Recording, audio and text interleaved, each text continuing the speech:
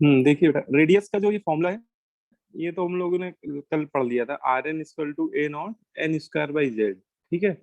इससे हम लोग बोर मॉडल में ये बोर मॉडल का मेन फॉर्मूला है वैसे तो। और इससे हम लोग किसी भी nth ऑर्बिट की रेडियस निकाल सकते हैं। ठीक है।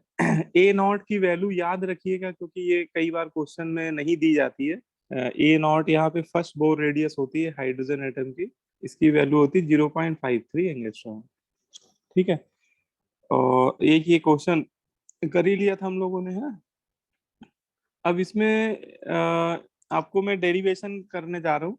देखिए, बोर के अकॉर्डिंग जैसे मैंने मान लिया कि कोई hydrogen and hydrogen like species है जिसका एटॉमिक नंबर जेड है, तो न्यूक्लियस पे जो चार्ज होगा वो हो जाएगा जेड ही हो जाएगा। ठीक है। और उसकी वैलेंस शेल में कोई इलेक्ट्रॉन है। ठीक है। और वो उसकी nth ऑर्बिट में सर्कुलर मोशन कर रहा है। ठीक है। और उस इलेक्ट्रॉन का वेलोसिटी v है, ये मान के चल रहे हैं हम लोग। और मास m है। ठीक है। और रेडियस r है। जिस r जो भी ये ऑर्बिट है, वैसे तो nth ऑर्बिट अपन लोग मान रहे हैं यहाँ पे, तो इसकी रेडियस आर एन मैंने मान रखी है। तो यहाँ पे बेसिक जो बातें हैं उनको कंसीडर करते हुए, let us consider an electron revolve in a circular motion in nth orbit. ठीक है। Whose radius is r n with velocity v। तो इलेक्ट्रॉन एक nth ऑर्बिट में रिवॉल्व कर रहा है जिसकी रेडियस r है, वेलोसिटी v है। तो इस पे न्यूक्लियस का जो फोर्स लग रहा होगा, एट्रैक्टिव फोर्स या इसको इलेक्ट्रोस्टैटिक फोर्स बोलते हैं, इसको हम लोग लिख सकते हैं के Q1। Q1 की जगह बेटा न्यूक्लियस का चार्ज ले लेंगे, है ना, z e into e upon r square. ठीक है। और इसी को लिख देंगे के जेडी स्क्वायर अपॉन आर। ठीक है। ये आपकी इक्वेशन नंबर क्या हो गई, 1 बन गई। सर अच्छा, के ये जो के फोर्स लग रहा हो, कांस्टेंट है ना? हाँ बेटा, फो के यहाँ कांस्टेंट है, और इसकी वैल्यू अगर आगे जरूरत पड़ेगी तो हम लोग इतनी सब्स्टिट्यूट कर देंगे, 9 मल्टीप्लाई 10⁹ है ना। इसकी वैल्यू इतनी होती है। तो ये आपका फॉर्मूला, इस फॉर्मूले से फोर्स का हमें पता चल गया कि इस इलेक्ट्रॉन पे कितना फोर्स लग रहा है, न्यूक्लियस कितने फोर्सेस को पुल कर रहा है। ठीक है। तो इसकी डायरेक्शन होगी टुवर्ड्स न्यूक्लियस, इस फोर्स की डायरेक्शन क्या होगी, टुवर्ड्स न्यूक्लियस। ठीक है। अब कल ये बात भी हम लोग शायद डिस्कस की थी कि कोई भी पार्टिकल जब सर्कुलर मोशन करता है तो उसमें एक सेंट्रीफ्यूगल फोर्स भी लग रहा होता है। ठीक है। और वो सेंट्रीफ्यूगल फोर्स की डायरेक्शन क्या होती, अवे फ्रॉम न्यूक्लियस होगी। ठीक है। और ये सेंट्रीफ्यूगल फोर्स और जो इलेक्ट्रोस्टैटिक फोर्स है जिसका नेचर एट्रैक्टिव टाइप का है, वो दोनों एक दूसरे को क्या कर लेते हैं, बैलेंस कर लेते हैं। ठीक है। तो अगर, अच्छा, सेंट्रीफ्यूगल फोर्स का फॉर्मूला होता है m v square upon r. Centrifugal force का फॉर्मूला होता है m v square upon r. और ये मैंने सेकेंड फोर्स लिख दिया, इक्वेशन नंबर 2 मान लिया, एफ सी बराबर m v square by r. और दोनों फोर्स क्या करते रहते हैं, एक दूसरे को बैलेंस करते रहते हैं। ठीक है। ये दोनों फोर्स इलेक्ट्रॉन पे नॉर्मली क्या होते रहते हैं, बैलेंस होते रहते हैं। तो दोनों फोर्स को अगर हम लोग इक्वेट कर दे तो एक आर से एक आर कैंसिल हो जाएगा। तो ये बन जाएगा आपका m v square equal to k z e square upon r. ठीक है। इसको इक्वेशन नंबर 3 मैंने यहाँ पे एज्यूम कर लिया। ठीक है। इतनी बात आ गई समझ में।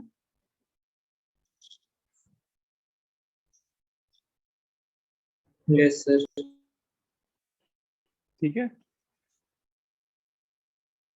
हाँ, अब इसके बाद हम लोग क्या करने जा रहे हैं, अब देखो हम लोग को अगर देखे रेडियस निकालनी है यहाँ से, ठीक है, या फिर वेलोसिटी निकालनी है, अभी एक वेलोसिटी का भी फॉर्मूला करेंगे, इसी से आएगा।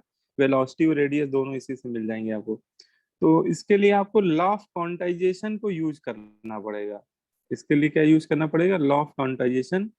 और लॉ ऑफ क्वांटाइजेशन क्या होता है, लॉ ऑफ क्वांटाइजेशन जो अभी हम लोगों ने बोर मॉडल में सेकेंड पोस्टुलेट पढ़ा था। बोर का कहना था कि इलेक्ट्रॉन केवल उन्हीं ऑर्बिट में रिवॉल्व करेगा जिसमें उसका एंगुलर मोमेंटम h/2 का क्या होगा, इंट्रीगल मल्टीपल होगा। ठीक है। तो इसे ही हम लोग लॉ ऑफ क्वांटाइजेशन भी कहते हैं। ठीक है। इस इक्वेशन को लॉ ऑफ क्वांटाइजेशन भी बोलते हैं। अब देखिए, आपको जैसे इस फॉर्मूले में दो वेरिएबल है, वेलोसिटी भी वेरिएबल है, रेडियस भी वेरिएबल है, ठीक है। और अगर आपको क्या निकालना है, रेडियस की वैल्यू निकालनी है, तो वेलोसिटी की वैल्यू उठा के आप सब्स्टिट्यूट कर दिए इस फॉर्मूले से, ठीक है। देखो, इस फॉर्मूले से वेलोसिटी आप जब निकालेंगे तो ये हो जाएगा NH अपॉन 2πm/r, ठीक है। और ये वेलोसिटी की वैल्यू इक्वेशन नंबर 3 में सब्स्टिट्यूट कर दी है ना, यहाँ v की जगह सब्स्टिट्यूट कर दीजिए। तो जब आप वेलोसिटी की वैल्यू यहाँ सब्स्टिट्यूट करोगे तो ये हो जाएगा m n² h² अपॉन 2π, नहीं इसका भी स्क्वायर ही हो जाएगा पूरा, ये हो जाएगा 4π² m² r² equal to k z² upon r, ठीक है। बोलो भाई, इतनी बात समझ में आ रही है? अब देखो, एक r से एक r और कैंसिल हो गया, ठीक है। अल्टीमेटली एक r बच रहा है। अगर उस r को हम लोग एक तरफ ले लें, बाकी सारे टर्म एक तरफ ले जाएं, तो हमें ये फॉर्मूला देखो मिल रहा है ना। देखो, एक r से एक r कैंसिल कर दिए, जो ये r बच रहा है इसको एक तरफ ले जाइए, बाकी ये कांस्टेंट इधर ले आइए, तो आपको फॉर्मूला मिलेगा r is equal to n² h² upon 4π² m k z² ठीक है। बोलो भाई, मिल रहा है?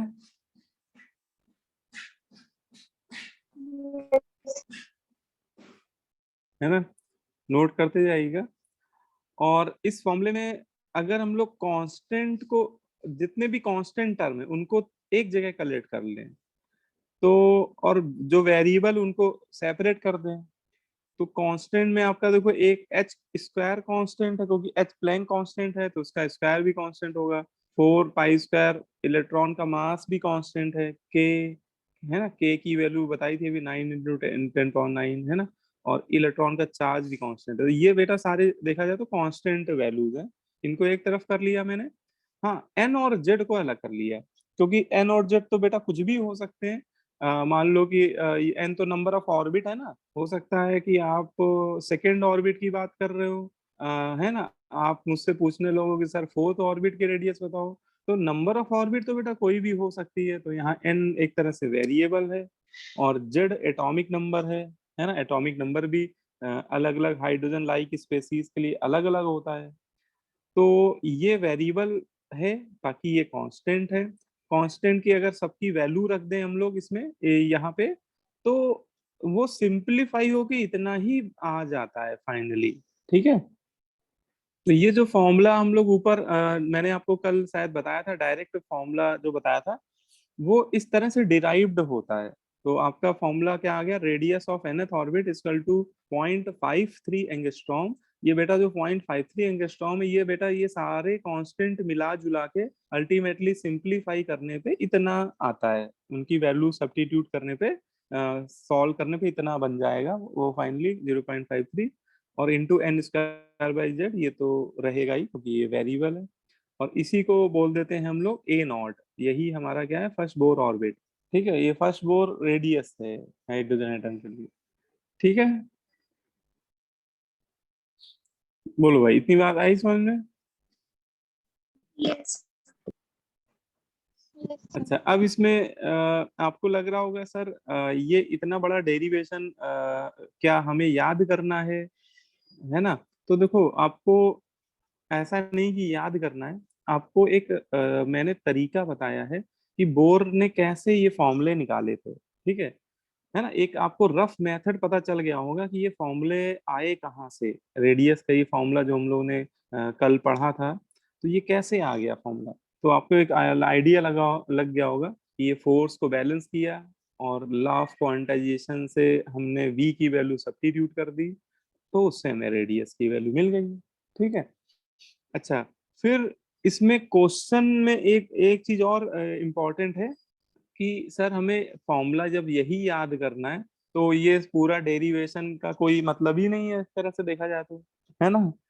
तो देखो जेई वाले बड़े चालाक हो गए हैं आजकल। आजकल वो क्या कर रहे हैं कि देखो ये फॉर्मूला तो ठीक है भैया, इस फॉर्मूले पे तो बेस्ड क्वेश्चन पूछ ही रहे हैं, लेकिन ऐसे भी क्वेश्चन पूछ रहे हैं कि वो बच्चों का जो डीप नॉलेज है, डीप थ्योरी है ना, वो भी चेक कर रहे हैं कि बच्चों ने डीपली पढ़ाई करी है कि ऐसे केवल फॉर्मूले फॉर्मूले रट लिए हैं उन्होंने, है ना। क्या मतलब इस बात का, देखो अगर आपसे एक मैं क्वेश्चन पूछूं, बहुत छोटा सा क्वेश्चन पूछ रहा हूँ, है ना, और ये आया हुआ है पेपर में, है ना, देखो अगर ये इस तरह से कई बार हाइपोथेटिकल क्वेश्चन भी पूछे हैं जेई वालों ने।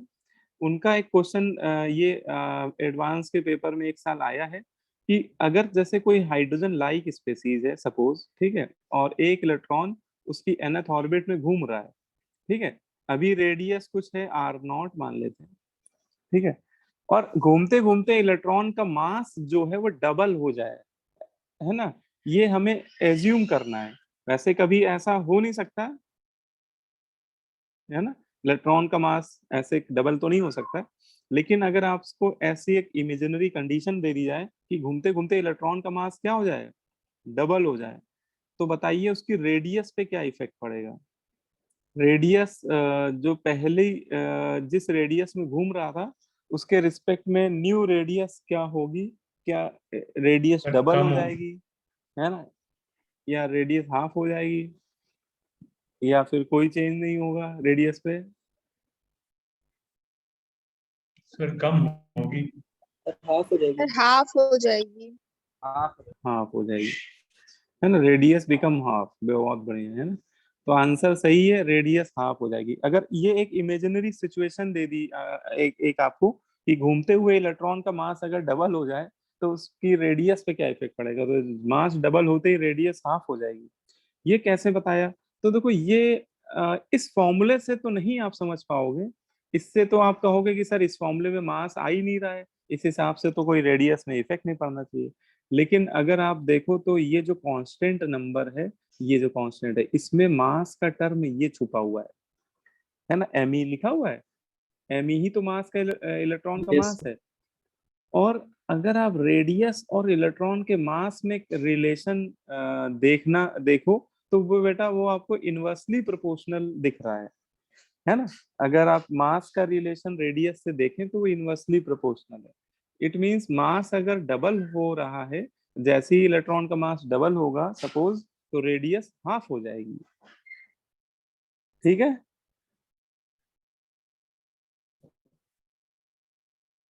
आई बात समझ।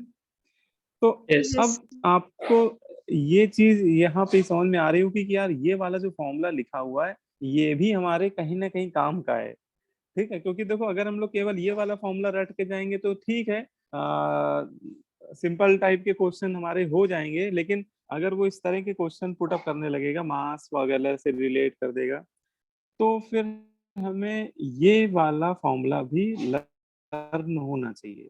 जो ये मेन वाला फॉर्मूला है ना, ये फॉर्मूला भी हमें क्या होना चाहिए, याद होना चाहिए, ठीक है। बोलो भाई। अब ये फॉर्मूला इतना आसान तो दिख नहीं रहा है कि आपको याद हो जाए, है ना, काफी कॉम्प्लिकेटेड फॉर्मूला है। तो देखो अब आपको मैं बताता हूँ एक ट्रिक, ठीक है, आपको चीजों को आसान करने का तरीका बताता हूँ। देखो ये फॉर्मूला देखने में बहुत डरावना लग रहा है ना, आसानी से याद नहीं हो सकता है, लेकिन अगर आपको इसको आसान बनाना है तो इसको ऐसे देखो, मैं लिखता हूँ, मैं इसमें लिखूंगा नहीं नहीं, इस फॉर्मूले को आपको ऐसे याद करना है, नहीं नहीं टोपी टोपी में काजी। आपको क्या याद रखना है, नहीं नहीं टोपी टोपी में काजी, टोपी टोपी में, टोपी टोपी दो बार, टोपी टोपी में काजी,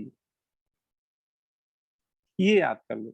रेडियस ऑफ nth ऑर्बिट का फॉर्मूला है नहीं नहीं टोपी टोपी में काजी, ठीक है। आपको लग रहा हो सर ये क्या लिख दिया आपने, अरे भाई ये फॉर्मूला है, मन की आंखें खोलो। देखो नहीं का मतलब यहाँ पे है n और h का प्रोडक्ट, ठीक है, NH को नहीं बोल रहा हूं मैं, और नहीं नहीं दो बार बोला तो NH दो बार आ गया, ठीक है, टोपी टोपी, टोपी में बोल रहा हूँ 2 पाई को। टोपी टोपी 2 बार लिख दो, टोपी टोपी। टोपी टोपी में काजी, काजी मतलब KZEE, ठीक है, काजी। तो देखो यही तो लिखा हुआ है, नहीं नहीं मतलब N स्क्वायर H स्क्वायर हो गया, टोपी टोपी क्या हो गया 4 पाई स्क्वायर में काजी KZE स्क्वायर। नहीं नहीं टोपी टोपी में काजी, है ना? 2-4 बार बोलो याद हो जाएगा। नहीं नहीं से N स्क्वायर स्क्वायर, टोपी टोपी मतलब 4 पाई स्क्वायर में काजी, ठीक है। तो ये जो डरावना सा फॉर्मूला है, देखो कितनी इजी वे में आपको याद हो गया, है ना? अब देखो इसमें में मतलब मास है इलेक्ट्रॉन का, और ये डिनोमिनेटर में आ रहा है ना? अगर वो बोल रहा है कि मास डबल हो जाए तो रेडियस क्या हो जाएगी, हाफ हो जाएगी। बोलो भाई।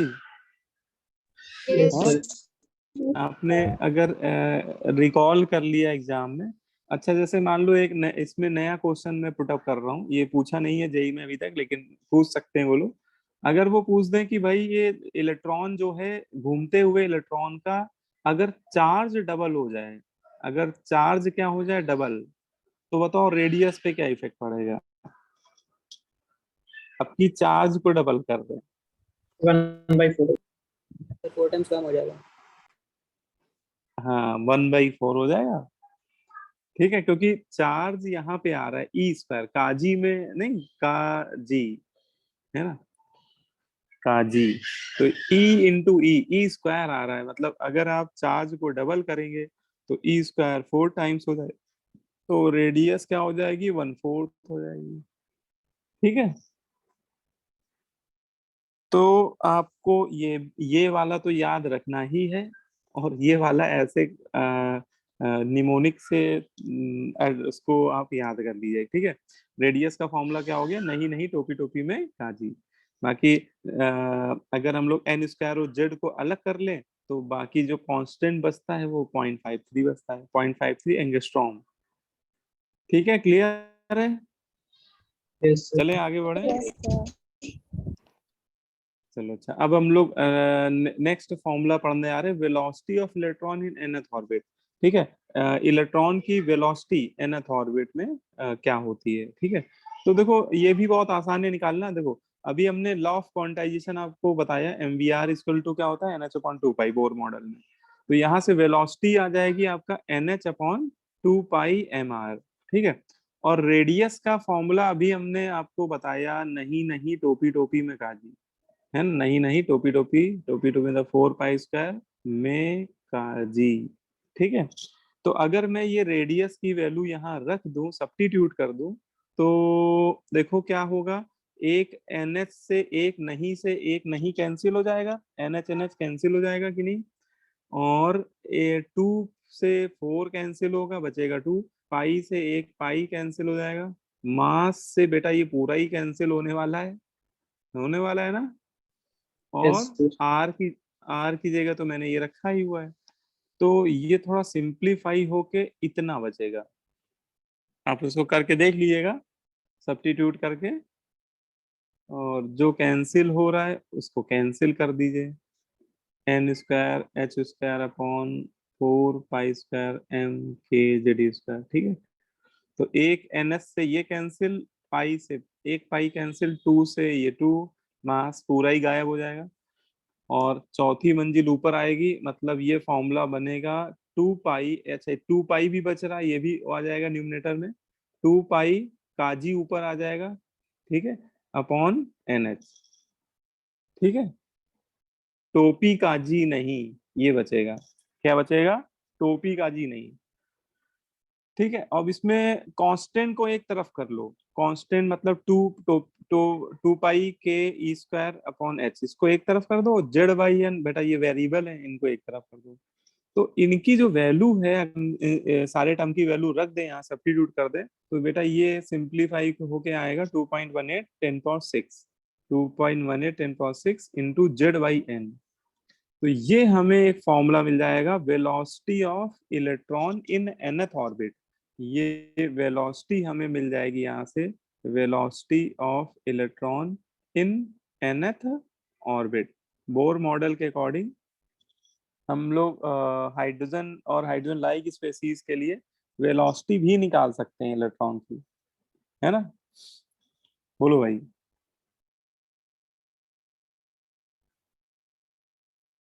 तो मेन आप ये वाला फॉर्मूला तो याद रखिएगा ही, क्योंकि जो सीधे सीधे न्यूमेरिकल होते हैं वो बेटा इसी फॉर्मूले पे बेस्ड आपसे पूछे जाएंगे, ठीक है?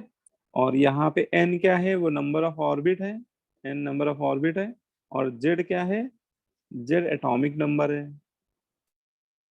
ठीक है, क्लियर है?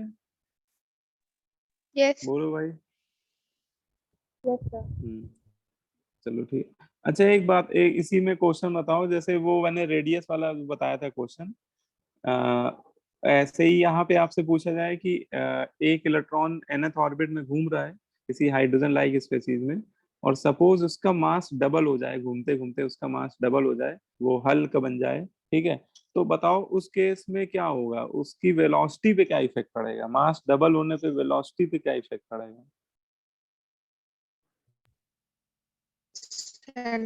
नो कोई इफेक्ट। इफेक्ट पड़ेगा। No effect. हाँ, कोई इफेक्ट नहीं पड़ेगा, है ना? क्योंकि वेलोसिटी का जो फॉर्मूला है उसमें मास का टर्म नहीं आ रहा है, वेलोसिटी का फॉर्मूला मास के टर्म से इंडिपेंडेंट होती है। तो ये आप लोग अपने नोट्स में लिख लीजिएगा कि velocity of electron is independent from the mass of electron, ठीक है? कि मास अगर कम ज्यादा होगा भी तो वेलोसिटी पे कोई इफेक्ट नहीं पड़ेगा, ठीक है? चलो अच्छा, अब इसमें एक न्यूमेरिकल दिया हुआ, इसको करते हैं। इसमें आपसे कह रहा है find the ratio of speed of electron in second orbit of Li2+n and third orbit of He+n, ठीक है? आपको देखो यहाँ पे दो हाइड्रोजन लाइक स्पेसीज दिए हुए हैं, एक आपको दे दिया उसने Li2+, एक दे दिया He+, ठीक है? Li2+ की सेकेंड ऑर्बिट में कह रहा है इलेक्ट्रॉन है, और He+ की थर्ड ऑर्बिट में, और इनमें जो भी इलेक्ट्रॉन है उस उनकी स्पीड का रेशियो पूछ रहा है आपसे। तो जेड पहले लिख लो, लिथियम का जेड हो जाएगा 3 और हीलियम का जेड हो जाएगा 2, जेड एटॉमिक नंबर होता है ना।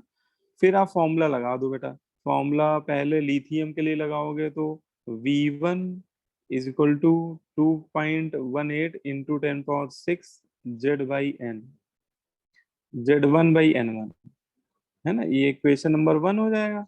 और इस अगर He+ के लिए लगाएंगे तो V2 equal to 2.18 into 10⁻6 Z2/n2, equation number 2। और हमें तो वेलोसिटी का रेशियो ही पूछ रहा है, तो दोनों इक्वेशन को हम लोग क्या कर देंगे, डिवाइड कर देंगे। तो अगर दोनों इक्वेशन को डिवाइड कर दें तो V1/V2, अच्छा देखो ये तो कांस्टेंट डिवाइड करने पे क्या हो जाएगा, कैंसिल आउट हो जाएगा, है ना? तो ये आ जाएगा Z1/Z2 इंटू N2/N1। बोलो बेटा, इतनी बात क्लियर है? यस Yes, यस है ना? बस आप यहाँ पे वैल्यू सब्स्टिट्यूट कर देंगे, Z1 हो जाएगा 3, Z2 हो जाएगा 2, N2 हो जाएगा 3, और N1 हो जाएगा 2, जैसा क्वेश्चन में दिया वही मैंने रख दिया है।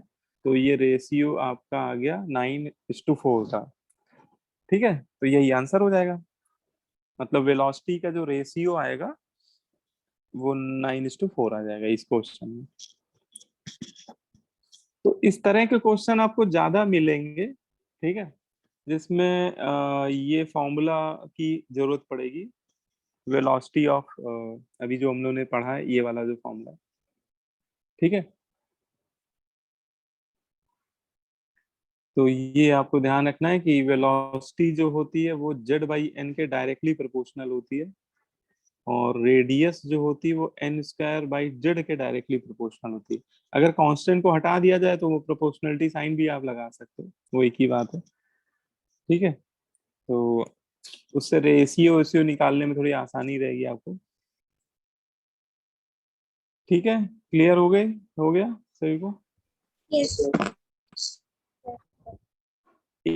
एक ये वाला आप लोग चलो खुद से करो, ये क्वेश्चन नंबर 2 दिख रहा है आपको नीचे? yes, ये वाला अटेम्प्ट कर लीजिए, आप लोग खुद से अटेम्प्ट कर लीजिए।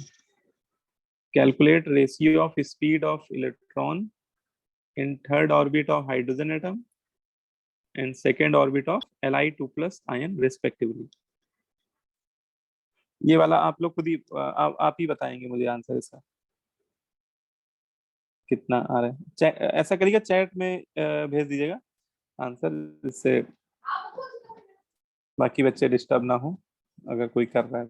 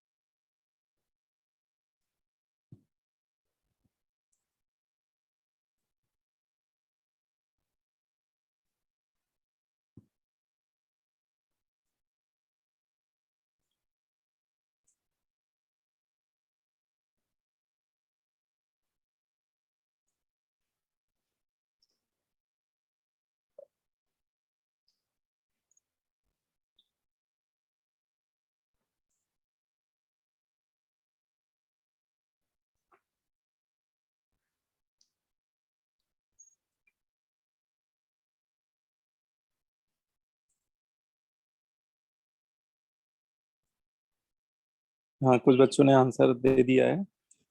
कर लीजिए अटेम्प्ट, 1 मिनट का टाइम और ले लीजिए।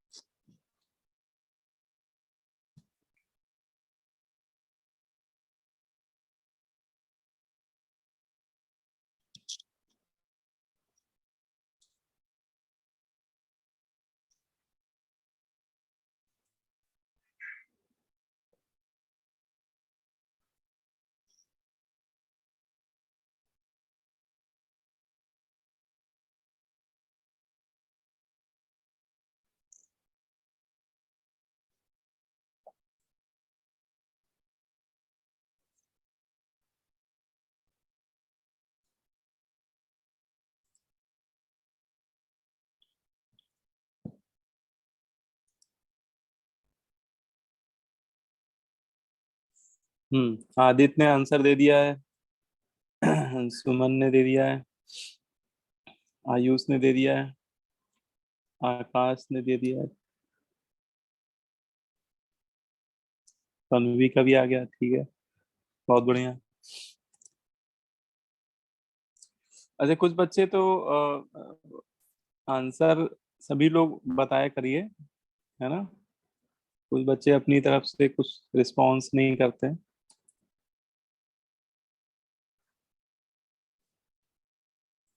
अगर आप बताएंगे नहीं तो मुझे कैसे पता चल पाएगा कि आप कितना समझ पा रहे हो, या आपको अच्छा समझ में आ रहा है या नहीं समझ में आ रहा है। Mohammed Nabeel, yes sir. समझ में आ रहा है बेटा आपको? यस सर, ये आया सर, थोड़ा सा बीच का नहीं समझ में आ रहा है हमको। नहीं, ये वाला क्वेश्चन अटेम्प्ट किया, सेकंड वाला। यस सर, ये हो नहीं पा रहा है हमसे। ये मैंने जो ऊपर जो फॉर्मूला लगाया है यस ना, सर। वही फॉर्मूला, उसी फॉर्मूले से लगेगा। ये वाला formula, velocity of nth orbit, इसी फॉर्मूले से करना है आपको। ओके सर, ट्राई कर रहे हैं फिर से। ठीक है, सेम क्वेश्चन है, बस डेटा अलग अलग है। क्वेश्चन में कोई भी नई चीज नहीं है उसमें।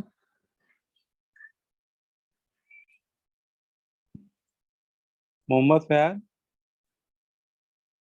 यस सर, कैलकुलेशन कर रहा हूँ सर, कर रहा हूँ। ठीक है, करिए करिए, अटेम्प्ट जरूर करिए सभी लोग।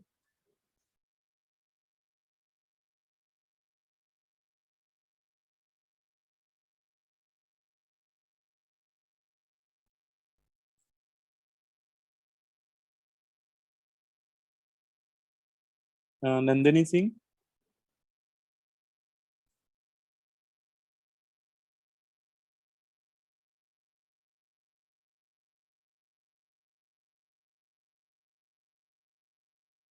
वसुंधरा सिंह। सर कर रहे हैं। अच्छा ठीक ठीक।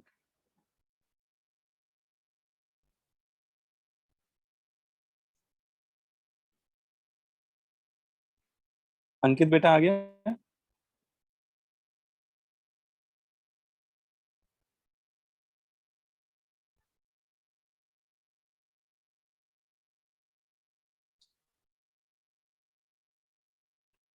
पीयूष, गौतम, प्रभव सिंह, आप लोगों को रोल नंबर नहीं मिला क्या रेजोनेंस की तरफ से? नो सर, अभी नहीं मिला। अच्छा अच्छा। हाँ नहीं आप, हाँ विदाउट रोल नंबर है ना, तभी मैं पूछ रहा हूँ। नंदिनी बेटा हो गया आपका?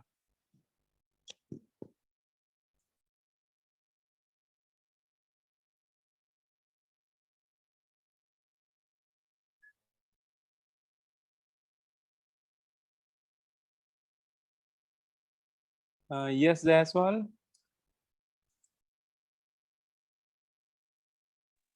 यस सर, बस हो गया सर। यस तुम तो ऑफलाइन आए हो ना अभी, 2-3 दिन आए हो? Yes sir, yes sir, yes sir. अच्छा अच्छा, ठीक।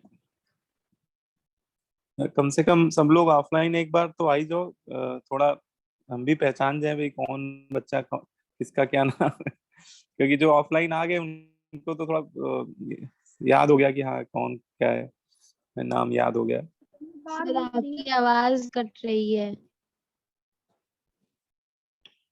आवाज कर नो रही सर, सही नहीं आ रही? तो सही आ रही है, सही आ रही है। आ रही है, सही आ रही है। सर ये सही आ रही है।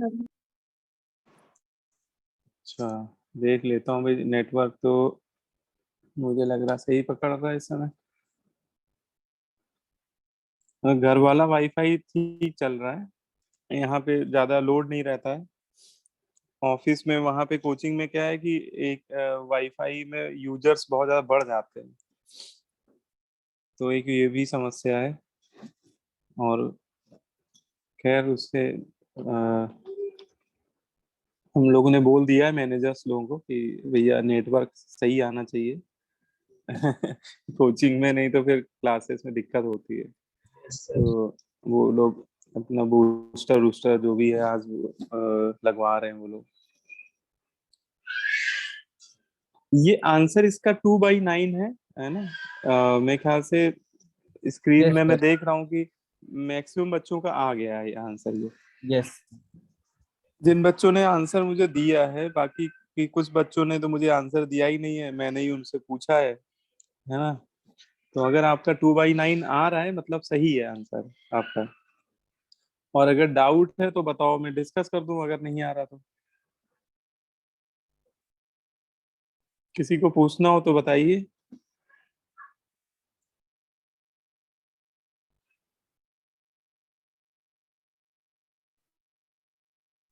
सर बता दीजिए एक बार।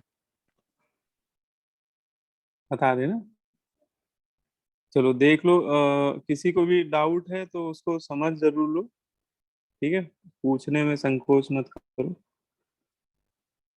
हाँ देखो, इसमें क्वेश्चन में एक बार मैं क्वेश्चन ले लेता हूँ पहले, क्या क्या आपको डेटा दिया गया है।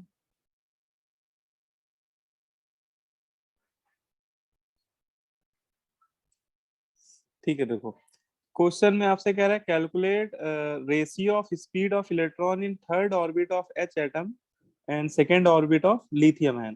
तो पहले तो आप जो भी आयन जिसके लिए पूछ रहा है रेडियस उनको लिख लीजिए, है ना? तो पहले मैंने लिख लिया हाइड्रोजन एटम एक तरफ, और चाहो तो बीच में एक लाइन ड्रॉ कर लो, ठीक है? और एक तरफ लिख लो Li2+, ठीक है? अब दोनों के बारे में क्या क्या दिया हो देखो, हाइड्रोजन एटम की किस रेडियस में इलेक्ट्रॉन है, तो उसने बोला थर्ड रेडियस, तो n1 इक्वल टू ले लीजिए 3। n ही तो नंबर ऑफ ऑर्बिट होती है। और लिथियम एटम की किस रेडियस, किस ऑर्बिट में इलेक्ट्रॉन है, तो लिथियम में सेकेंड ऑर्बिट में, तो n2 ले लिया मैंने 2, है ना? n नंबर ऑफ ऑर्बिट होती है। फिर हाइड्रोजन एटम का एटॉमिक नंबर लेना है, तो बताइए कितना ले लें, हाइड्रोजन का एटॉमिक नंबर कितना होता है? नबील बताओ बेटा, हाइड्रोजन का बताओ, लिथियम का बताओ, बताओ दोनों का।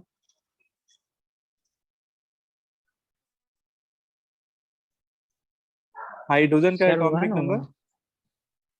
हाँ 1 होगा, इसमें सोचने की क्या बात है भाई। हाइड्रोजन पहला एलिमेंट है पीरियोडिक टेबल में, हाइड्रोजन का यस एटॉमिक सर। नंबर 1 होता है। और लिथियम का 3। बताइए क्या होना चाहिए, 3 होता है, 3। बहुत बढ़िया। हाँ ठीक है। अब आप वेलोसिटी का देखो, वेलोसिटी का जो फॉर्मूला है अगर आप उसको ऐसे भी याद कर लेंगे तो भी आपका काम चल जाएगा। जो उसमें जो नंबर था ना 2.18 इंटू 10, वो तो बेटा कांस्टेंट नंबर है, तो उसकी जगह मैंने क्या ले लिया, के ले लिया। तो मैंने लिख दिया वेलोसिटी इक्वल टू के जेड बाई एन। हाँ बस ये ध्यान ना कि जेड न्यूमरेटर में रहता है और एन डिनोमिनेटर में रहता है। तो यहाँ से आपका v1 equal to k z1 by n1 हो जाएगा। और यही फॉर्मूला आप लिथियम के लिए लगाएंगे तो v2 इक्वल टू के z2 बाई n2।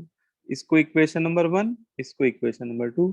अब दोनों को आप डिवाइड कर दीजिए, equation 1 divided by equation 2, then we get v1 upon v2 is equal to k z1 upon n1 z2 upon n2। अब देखिए के तो कैंसिल हो जाएगा, और चौथी मंजिल जाती है पहली मंजिल के साथ मल्टीप्लाई होती है, और सेकंड और थर्ड मंजिल आपस में मल्टीप्लाई हो जाती है। ये तो बेसिक बातें हैं, जानते ही होंगे आप लोग। तो ये हो जाएगा z1 into n2 divided by z2 into n1। अब बस अब वैल्यू रख दिए, z1 कितना है बेटा 1, z2 3, n2 2, n1 3। तो ये आपका आ रहा है 2 डिवाइडेड बाई 9। बस यही आंसर हो गया। ठीक है, क्लियर हो गया।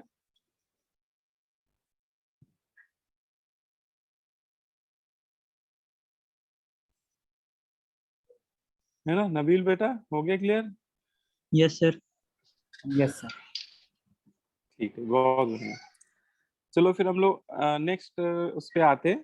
ठीक है, नेक्स्ट टॉपिक, ये अभी बोर मॉडल ही चल रहा है। ठीक है, बोर मॉडल के फॉर्मूले ही चल रहे हैं। 2 फॉर्मूले हम लोग पढ़ चुके हैं, एक रेडियस का फॉर्मूला और एक वेलोसिटी का। और ये फॉर्मूले आप लोग याद कर लीजिएगा, नेक्स्ट क्लास में मैं आप लोगों से पूछूंगा भी कि कितने बच्चों को याद है ये फॉर्मूले। ठीक है, ये यस जैसे एक सर। वेलोसिटी का फॉर्मूला हो गया। हाँ, अब थोड़ा आप लोगों से बीच बीच में मैं आपसे वाइवा भी लेता रहूंगा, मतलब वाइवा इन द सेंस आपसे ओरली क्वेश्चन ऐसे ही पूछूंगा। ठीक है, नाम लेके। तो थोड़ा सा आप लोग पुराने मतलब प्रीवियस लेक्चर का जो भी उससे पहली वाली क्लास में पढ़ाया है उसका जरूर एक बार आप लोग रिवाइज कर लिया करिए। ठीक है, चलिए। अच्छा, इसके बाद तीसरा पॉइंट है time period of electron in nth orbit. ठीक है, nth ऑर्बिट में इलेक्ट्रॉन का टाइम पीरियड कैसे निकालेंगे। कई बार आपको क्वेश्चन में टाइम पीरियड पूछा जाएगा। ठीक है, then how we will calculate time period. Time period होता क्या है बेटा, तो बोलते हैं कि इलेक्ट्रॉन किसी भी ऑर्बिट में है, मान लो nth ऑर्बिट में है। ठीक है, और कि इलेक्ट्रॉन को बोर की किसी भी ऑर्बिट में है, और उसको पूरा एक कंप्लीट ऑसिलेशन कंप्लीट करना है, मतलब उसको एक पूरा चक्कर कंप्लीट करना है। उसको पूरा एक चक्कर कंप्लीट करने में कितना टाइम लग रहा है ना। वो टाइम जितना भी लग रहा होगा उस टाइम को ही हम लोग बोल देंगे that time is known as time period of electron. ठीक है, तो सिंपल सी डिफिनेशन लिख सकते हैं हम लोग इसमें। टाइम पीरियड क्या होता है इलेक्ट्रॉन के रिस्पेक्ट में, time required for one complete revolution in a circular orbit. ठीक है, पूरा एक कंप्लीट चक्कर लगाने में कितना टाइम लग रहा है इलेक्ट्रॉन को। ठीक है, तो अब ये टाइम जैसे निकालना है तो कैसे निकालें, तो ये एक फॉर्मूला आपने बचपन में पढ़ा है, टाइम इक्वल टू क्या होता है, डिस्टेंस अपॉन स्पीड, है ना, डिस्टेंस अपॉन वेलोसिटी, है ना, ये तो पढ़ा ही होगा सभी लोगों ने। Yes. ठीक है, तो यही फॉर्मूला मैं लगा रहा हूँ यहाँ पे। टाइम कैलकुलेट करना है। ठीक है, टाइम यहाँ पे टाइम पीरियड है, कैपिटल टी ले लिया मैंने इसको। अच्छा, एक पूरा चक्कर लगाने में इलेक्ट्रॉन कितना डिस्टेंस कवर करेगा, 2πr, है ना, सरकमफरेंस के बराबर ही तो कवर करेगा। अगर मान लो वो r रेडियस के सर्किल में घूम रहा है तो वो एक पूरा चक्कर लगाने में वो कितना डिस्टेंस कवर करेगा, तो वो सरकमफरेंस के बराबर करेगा 2πr। और कितनी वेलोसिटी से दौड़ रहा है, मान लेते हैं किसी v वेलोसिटी से दौड़ रहा है, तो डिवाइडेड बाई v कर देंगे तो हमें टाइम पीरियड मिल जाएगा। बोलो भाई, है ना? Yes sir. हाँ, अब देखो कांस्टेंट को हम लोग हटाए दे रहे हैं क्योंकि ज्यादातर क्वेश्चन में आपने देखा ही कि कांस्टेंट रेशियो में क्या हो जाते हैं, कैंसिल हो जाते हैं। तो जैसे इसमें 2 पाई क्या है कांस्टेंट, अगर मैं इसको हटा दूं यहाँ से तो यहाँ पे बराबर की जगह क्या आएगा, प्रोपोर्शनलिटी साइन आ जाएगा, आ जाएगा। और यस रेडियस का फॉर्मूला हम लोग पढ़ चुके हैं। रेडियस जो होता है वो एन स्क्वायर और अपॉन जेड के डायरेक्टली प्रोपोर्शनल होता है। तो जहां रेडियस है उसकी जगह मैं लिख देता हूँ एन स्क्वायर अपॉन जेड, है ना बेटा? और डिवाइड बाई वी है। अभी वेलोसिटी का भी फॉर्मूला पढ़ा हम लोगों ने, तो वेलोसिटी किसके डायरेक्टली प्रोपोर्शनल है ना? तो वेलोसिटी जेड और एन के रेशियो के डायरेक्टली प्रोपोर्शनल है, जेड बाई एन के, है ना?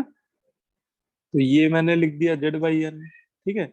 अब इसमें क्या होगा देखो, चौथी मंजिल पहली मंजिल से मल्टीप्लाई होगी, है ना ये, और दूसरी मंजिल तीसरी मंजिल से मल्टीप्लाई होगी। तो एन स्क्वायर इंटू एन करेंगे तो न्यूमरेटर में क्या आ जाएगा, एन क्यूब, ठीक है।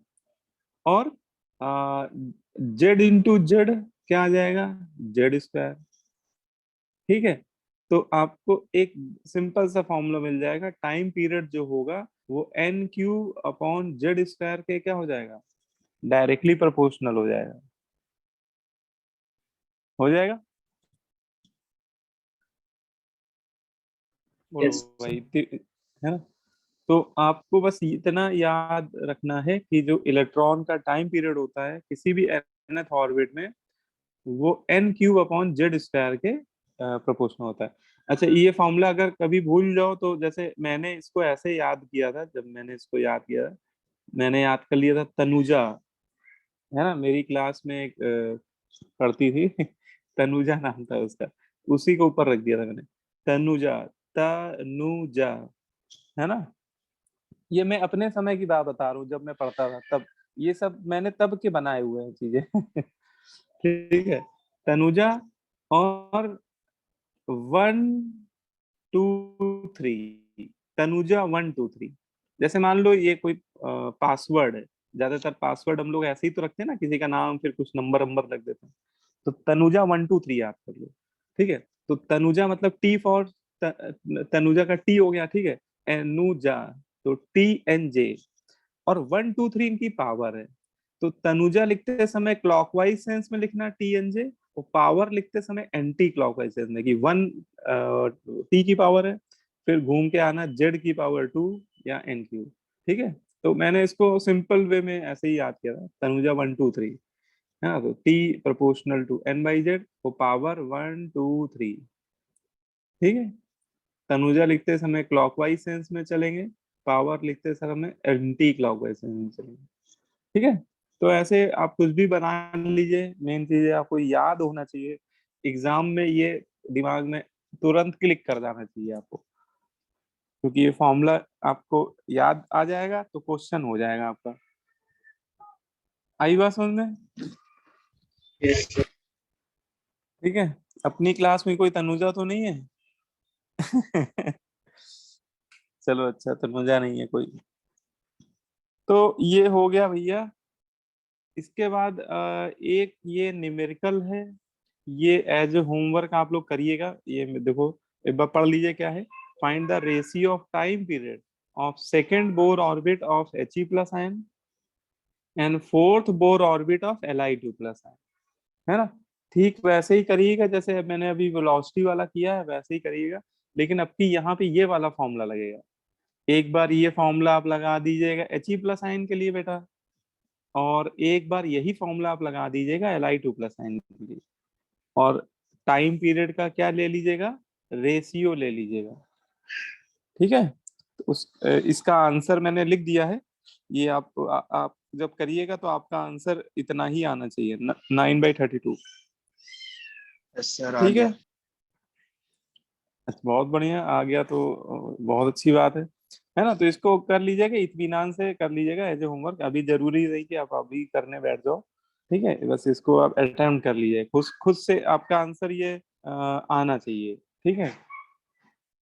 और नहीं आएगा तो फिर मैं बता दूंगा अगली क्लास में। लेकिन ट्राई करिएगा आप।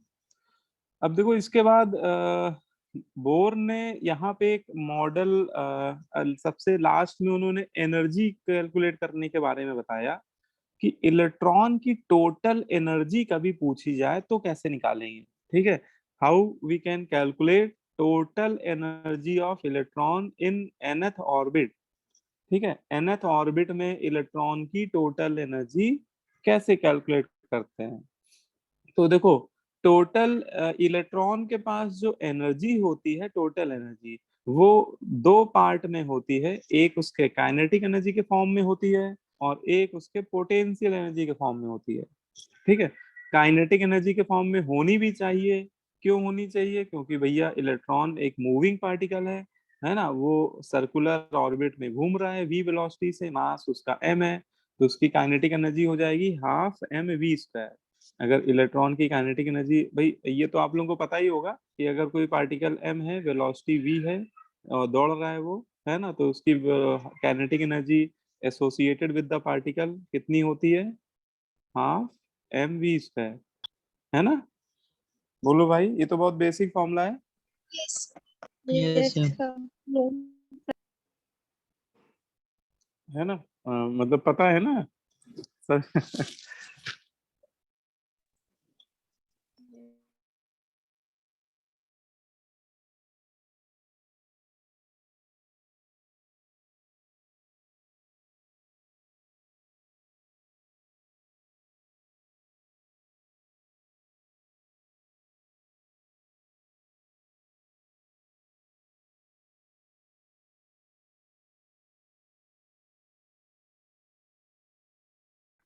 बाइंडिंग फील्ड में, और जब भी कोई चार्ज पार्टिकल किसी के बाइंडिंग फील्ड में होता है, ठीक है, तो उसके अंदर पोटेंशियल एनर्जी भी होती है। ये पोटेंशियल एनर्जी हम लोग निकाल सकते हैं। एक हम लोगों ने प्रॉपर्टीज ऑफ चार्ज में फॉर्मूला पढ़ा था कि न्यूक्लियस और इलेक्ट्रॉन के बीच की जो पोटेंशियल एनर्जी होती है वो हम लोग इस फॉर्मूले से निकालते हैं, के Q1 Q2 अपॉन R, है ना, ये वाला फॉर्मूला, के Q1 Q2 अपॉन R। लेकिन इस फॉर्मूले में मैंने एक पॉइंट बताया था याद करने के लिए कि Q1 Q2 की वैल्यू विद साइन रखना होता है। ठीक है, तो अगर आप पोटेंशियल एनर्जी निकालेंगे इलेक्ट्रॉन की तो वो आ जाएगा के Q1 न्यूक्लियस पे चार्ज हो जाएगा, Q2 इलेक्ट्रॉन पे चार्ज हो जाएगा। इलेक्ट्रॉन पे देखो मैंने माइनस ई लिया, इसीलिए इलेक्ट्रॉन पे निगेटिव चार्ज होता है ना, इसलिए माइनस ई लिया, अपॉन आर। तो ये वैल्यू आ गई -k Z² अपॉन R।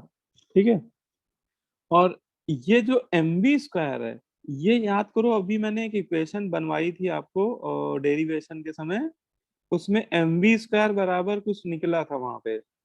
देखो mv² की वैल्यू किसके बराबर आई थी? इक्वेशन नंबर 3 में जरा देखो एक बार, आप लोगों ने लिखी भी होगी। mv² बराबर क्या आता है? k Z²/R। तो मैंने क्या किया, काइनेटिक एनर्जी में mv² की जगह क्या रख दिया? mv² की जगह मैंने रख दिया k Z²/R। तो ये मुझे मिल गया काइनेटिक एनर्जी की वैल्यू। ठीक है, और पोटेंशियल एनर्जी वाले फॉर्मूले से ये मिल गई मुझे पोटेंशियल एनर्जी। ठीक है, अच्छा मुझे निकालनी थी टोटल एनर्जी, तो टोटल एनर्जी इन दोनों एनर्जी का सम होगा, तो मैंने दोनों को ऐड कर दिया। काइनेटिक एनर्जी देखो मैंने ये लिख दी, ठीक है, और इसमें ऐड कर दी पोटेंशियल एनर्जी।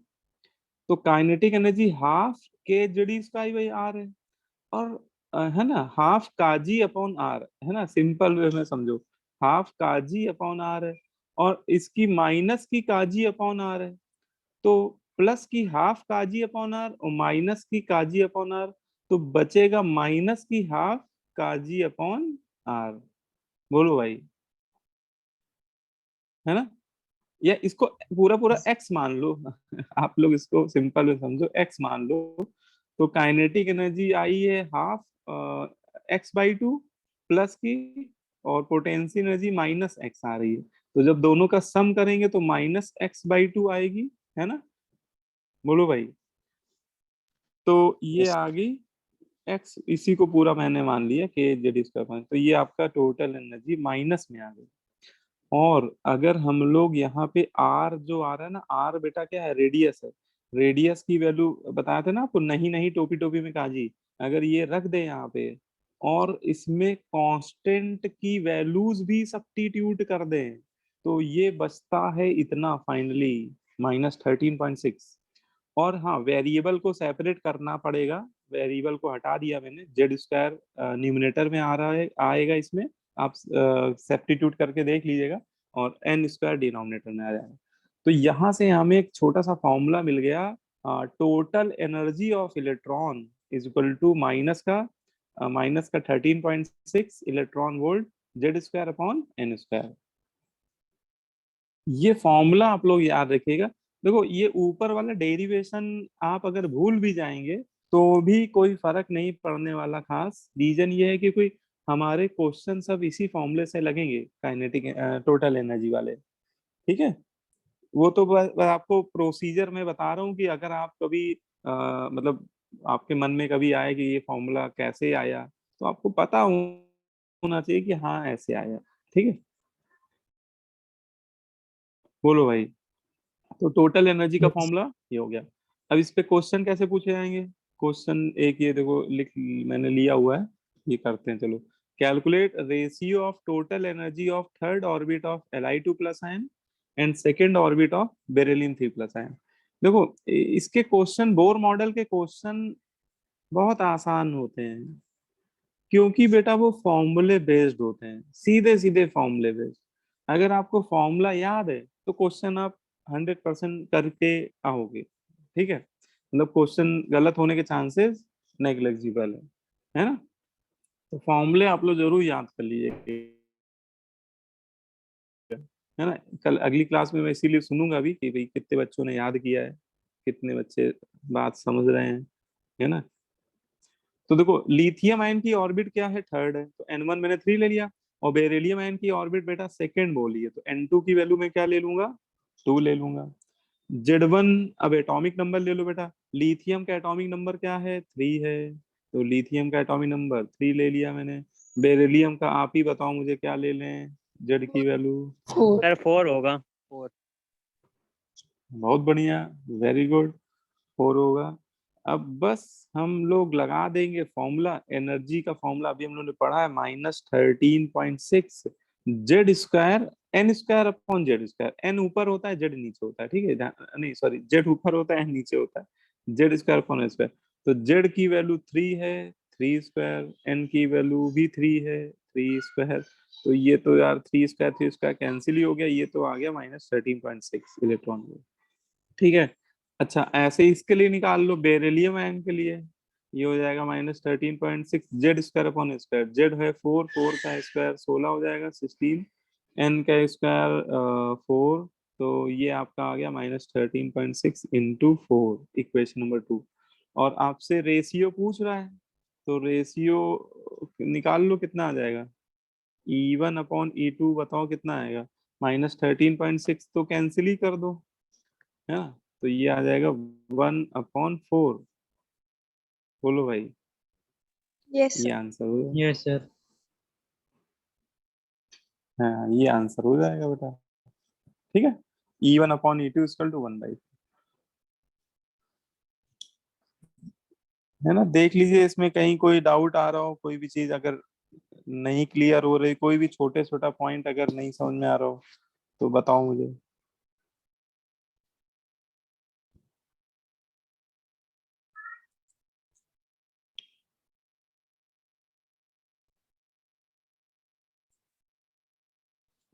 आ रहा है बेटा समझ में सभी को। Yes sir. चलो बहुत बढ़िया, यस को समझ में आ रहा है। ईशान, ईशान तुम आए हो अभी ऑफलाइन में कि नहीं आए हो। यस सर, मैं तो रोज आता हूँ। अच्छा यार हम अभी तुम्हें पहचान नहीं पा रहे। ईशान, सर कल स्टाफ रूम में डाउट पूछने आया था लास्ट में जो गया था। अच्छा अच्छा, ठीक ठीक ठीक, तो तुम ही हो ईशान, हाँ हाँ, यस सर। ठीक ठीक। दीपिका तुम नहीं आई अभी तक एक बार भी, दीपिका रॉय। दीप्ति सर भी नहीं मेरा आई। सेंटर आलमबाग है। अच्छा, आपका वैसे सेंटर आलमबाग है। Yes sir. ठीक। तो मतलब आप ऑनलाइन ही पढ़ेंगे, कहने का मतलब ये। ये सर अभी तो ऑनलाइन ही। चलो ठीक है, कोई बात नहीं।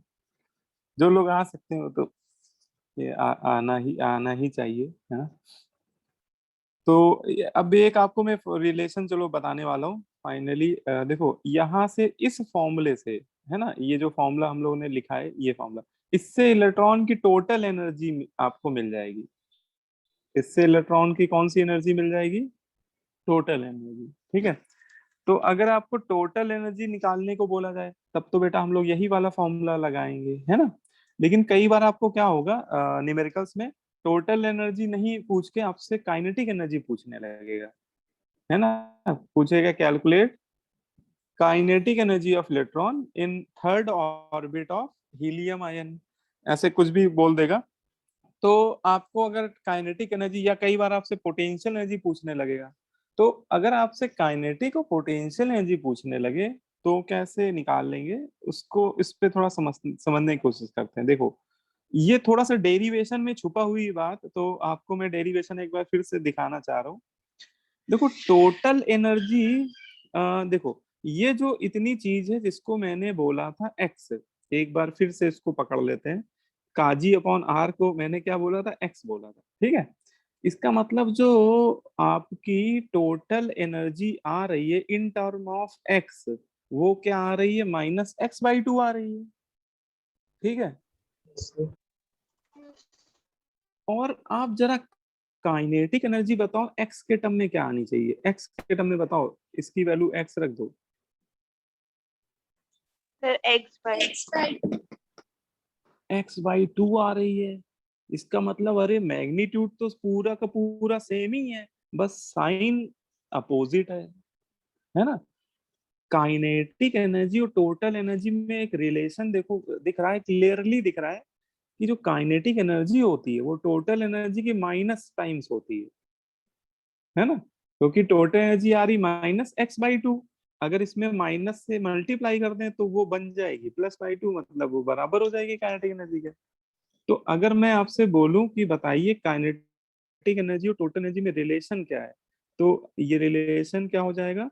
Kinetic energy of electron equal to minus of total energy, ठीक है। ये हो जाएगा रिलेशन, यस। ठीक है। इसका मतलब कभी आपसे काइनेटिक एनर्जी पूछी जाए तो आप पहले क्या करिएगा, ये वाला फॉर्मूला लगा के टोटल एनर्जी निकाल लीजिएगा, क्योंकि इस फॉर्मूले से टोटल एनर्जी मिल जाएगी आपको। और वो एनर्जी माइनस, टोटल एनर्जी हमेशा माइनस में आएगी, और उसमें बस माइनस साइन हटा दीजिएगा या सीधे माइनस से मल्टीप्लाई कर दीजिएगा, एक ही बात है। तो उस वो आपकी काइनेटिक एनर्जी के बराबर हो जाएगी, ठीक है। अच्छा, ऐसे ही पोटेंशियल एनर्जी में जरा बताओ, जैसे टोटल एनर्जी एक्स के टर्म में आई -x/2, ऐसी पोटेंशियल एनर्जी एक्स के टर्म में कितनी आ रही है? -x ही आ रही है, ठीक है। तो काइनेटिक एनर्जी पोटेंशियल एनर्जी में क्या रिलेशन लिख दें यहाँ पे, बताओ क्या रिलेशन लिख देना चाहिए? 2 टाइम्स। 2 टाइम्स, बहुत बढ़िया। पोटेंशियल एनर्जी, इसका मतलब kinetic potential energy total energy का ट्वाइस है ना। Potential energy is the double of total energy, है ना, क्योंकि अगर इसमें 2 से मल्टीप्लाई कर दें तो वो बराबर आ जाएगी पोटेंशियल एनर्जी के, है ना। अच्छा, साइन सेम है क्योंकि पोटेंशियल एनर्जी भी माइनस में आ रही है और ये भी माइनस में। तो ये दो रिलेशन जो है वो देखो मैंने यहाँ लिख दिए हैं, आप लोग ये नोट कर लीजिए। काइनेटिक एनर्जी और टोटल एनर्जी में जो रिलेशन है वो होता है kinetic energy equal to minus of total energy, और पोटेंशियल एनर्जी टोटल एनर्जी का डबल होता है। Hydrogen and hydrogen like species में पोटेंशियल एनर्जी कभी भी पूछी जाए आपसे तो टोटल एनर्जी निकाल लीजिएगा इस वाले फॉर्मूले से, और उसमें 2 से मल्टीप्लाई कर दी, मतलब डबल ले लीजिएगा उसको, है ना, ट्वाइस वैल्यू ले लीजिएगा, वो पोटेंशियल एनर्जी हो जाएगी, ठीक है। बताइए, क्लियर हो रही बात?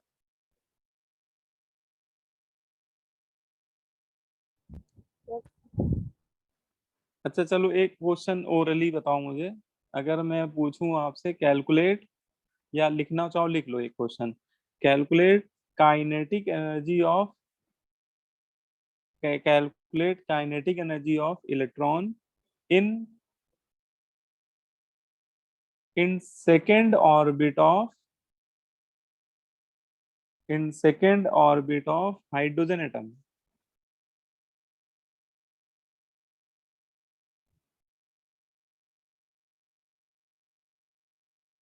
In second orbit of hydrogen atom. So 3.2. Yes, 3.4. 3.4. 3.4 electron volt. ठीक है, सही है, 3.4 इलेक्ट्रॉन वोल्ट, क्योंकि इस वाले फॉर्मूले से जो एनर्जी आएगी, टोटल एनर्जी, वो इलेक्ट्रॉन वोल्ट में आएगी। ठीक है, Yes.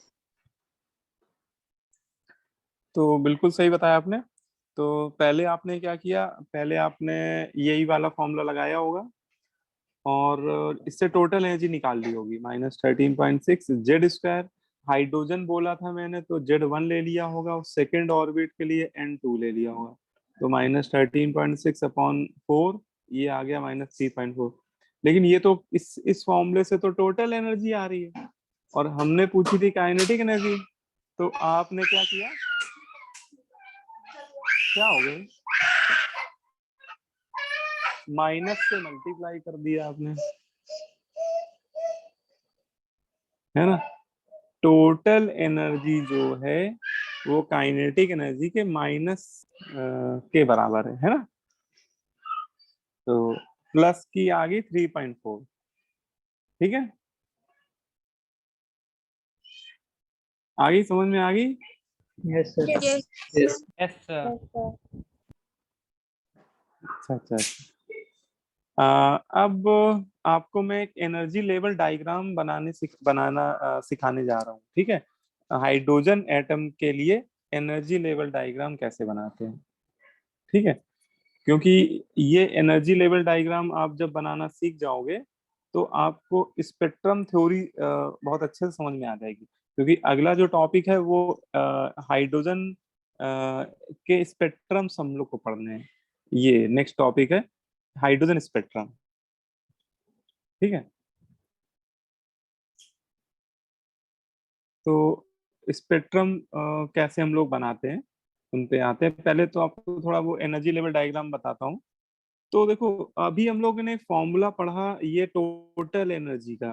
ठीक है, और ये जो सारी थ्योरी है बोर मॉडल का ही पार्ट है एक तरह से। ठीक है, अच्छा फाइनली आपको एक चीज बताता हूँ, आपको 4 फॉर्मूले याद रखने। बोर मॉडल में सबसे इंपॉर्टेंट है 4 फॉर्मूले। एक फॉर्मूला रेडियस वाला, सबसे पहले बताया मैंने, रेडियस ऑफ nth ऑर्बिट, है ना, ये वाला याद कर लीजिएगा। दूसरा वेलोसिटी ऑफ nth ऑर्बिट, है ना। फिर टाइम पीरियड, वो तनुजा वाला, ठीक है, वो याद कर लीजिएगा। और फिर ये टोटल एनर्जी बराबर -13.6 z square upon n square. ठीक है, तो ये 4 फॉर्मूले आपको बहुत अच्छे से याद रखने हैं। अब एनर्जी लेवल डायग्राम आपको अगर बनाना है तो उसमें ये जो टोटल एनर्जी का फॉर्मूला है, यही फॉर्मूला हम लोग लगाएंगे, इसी फॉर्मूले की हेल्प से बनाएंगे टोटल एनर्जी। क्या फॉर्मूला है, देखिए कैसे निकालेंगे। तो सबसे पहले हम लोग फर्स्ट ऑर्बिट की एनर्जी निकालेंगे। हाइड्रोजन एटम में फर्स्ट ऑर्बिट की एनर्जी निकालेंगे, टोटल एनर्जी, है ना। टोटल एनर्जी इसी फॉर्मूले से निकालेंगे, -13.6 z square upon n square.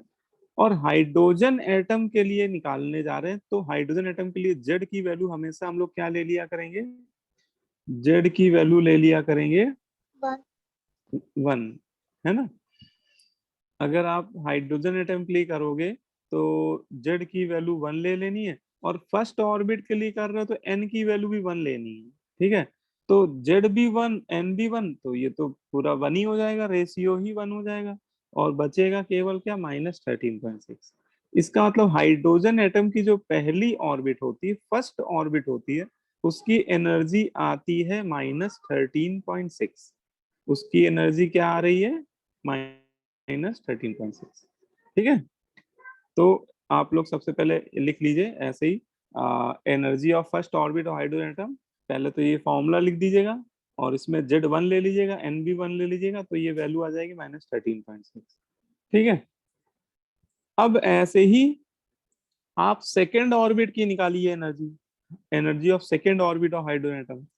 तो जब आप सेकेंड ऑर्बिट के लिए यही फॉर्मूला लगाएंगे तो Z की वैल्यू तो 1 ही रखेंगे, लेकिन N की वैल्यू क्या सब्स्टिट्यूट हो जाएगी, 2 सब्स्टिट्यूट हो जाएगी, है ना। हाँ, तो 2 स्क्वायर 4 हो जाएगा और 13.6 डिवाइड बाई 4 ये आएगा माइनस का बताइए कितना आएगा, अभी आप लोगों ने निकाला है। 3.4. हाँ बहुत बढ़िया, 3.4 माइनस का 3.4 इलेक्ट्रॉन वोल्ट। ठीक है। तो अच्छा, आप चाहो तो अगले पेज में डायग्राम बनाना स्टार्ट भी कर सकते हो। देखो एक आप ऐसे क्या करिएगा, एक हॉरिजॉन्टल लाइन ड्रॉ करिए और ये एक एनर्जी लेवल मान के चल रहे हैं कि ये एक एनर्जी लेवल है इस डायग्राम में। ठीक है। और ये फर्स्ट ऑर्बिट के लिए बनाई जा रही है और इस एनर्जी लेवल पे इलेक्ट्रॉन अगर रहेगा तो उसकी एनर्जी क्या होगी, -13.6। ये फर्स्ट ऑर्बिट की, हाइड्रोजन एटम की फर्स्ट ऑर्बिट की एनर्जी है ना। अच्छा, नीचे से ऊपर जाने पे एनर्जी बढ़ रही है। इस डायग्राम में एक एजम्पशन लेके चल रहे हैं कि जैसे जैसे नीचे से ऊपर जाएंगे तो एनर्जी क्या हो रही है, बढ़ रही है। फिर आप n=2 पे एक सेम हॉरिजॉन्टल लाइन बनाइए, है ना। और ये n=2 मतलब सेकेंड ऑर्बिट के करस्पॉन्डिंग लाइन है और इसकी एनर्जी हमने अभी निकाली कितनी, -3.4, तो ये लिख दीजिए।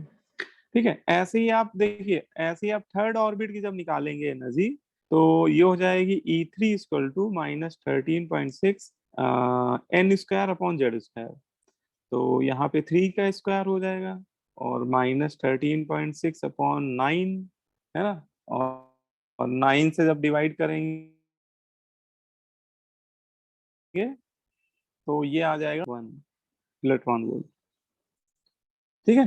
तो ये E3 मतलब थर्ड ऑर्बिट की एनर्जी आ जाएगी हाइड्रोजन एटम में कितनी आ जाएगी, -1.51 इलेक्ट्रॉन वोल्ट। अब इसमें एक चीज जरा गौर कीजिए कि फर्स्ट और सेकंड के बीच का जो डिफरेंस है वो 10.2 इलेक्ट्रॉन वोल्ट का आ रहा है ना। फर्स्ट ऑर्बिट की एनर्जी और सेकंड ऑर्बिट की एनर्जी का डिफरेंस जरा लीजिए, है ना। तो ये आएगा कितना, 10.2, मतलब E2 - E1 कर दीजिए, E2 - E1, तो ये आएगा कितना, 10.2। अब जरा आप थर्ड और सेकंड का डिफरेंस निकालिए, E3 - E2, है ना। ये बताइए कितना आ रहा है।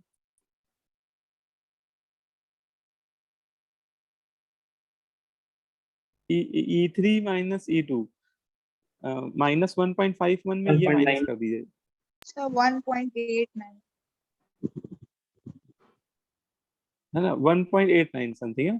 तो अच्छा ये बताइए डिफरेंस बढ़ रहा है कि घट रहा है, मतलब मतलब फर्स्ट टू ऑर्बिट का जो डिफरेंस था वो 10.2 था बेटा, है ना, 10.2।